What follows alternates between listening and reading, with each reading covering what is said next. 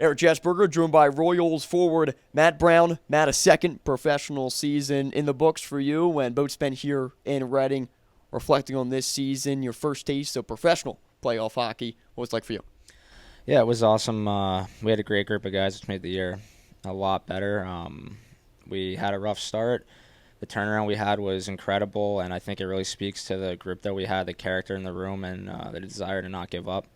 Making it to playoffs in itself was an achievement. Unfortunately, we didn't do as well as we wanted and get the result we wanted, but I still think it was a year that every guy could be proud of with all the adversity that we dealt with.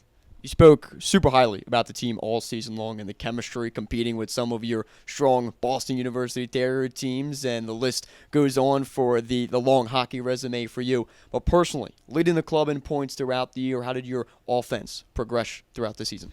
Yeah, I think there were patches where I was kind of on cold streaks, and scoring comes in waves. When you're hot, you're hot. When you're not, you're not. And I think I led the team in points, which is a good thing. I think that I definitely had more to give, and there were some chances that I wish I could have had back throughout the season. So going into the off season, I think I'm definitely going to be working on that production and trying to take it to another level. Well, we saw that much in part of the reason why we had playoff hockey return to Berks County was that career night, 5 points for you. And can you just speak on just how much the atmosphere you spoke on that game 72 was like, a memory that's going to be with you for a while, and you're much a part of the reason why playoff hockey was back here in Reading?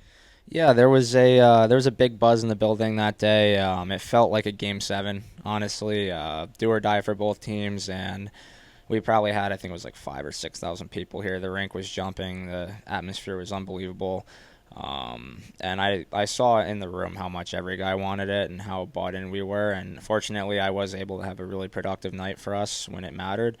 But it was, again, it was just the group. It was a great group effort, and everyone did their part.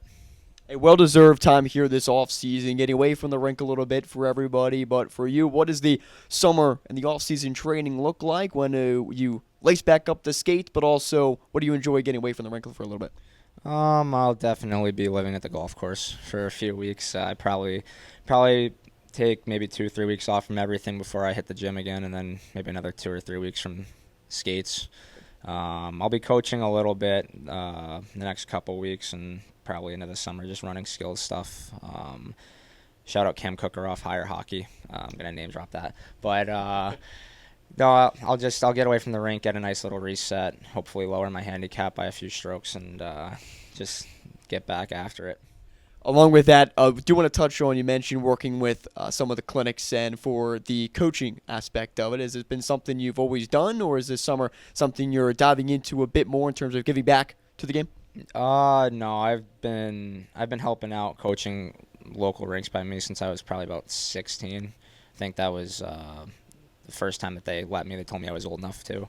But I've been giving lessons to a couple of the same kids, running some clinics with a couple of the skills coaches that I've grown up with and had back home. So they help me out, I help them out, and it's awesome to kind of mold and help shape the next generation of players coming up. There's a lot of talented kids out in New Jersey, and I think like Boston's always been a big hockey city. Massachusetts, big hockey state. Minnesota, big hockey state, and I think New Jersey's kind of on the come up with that.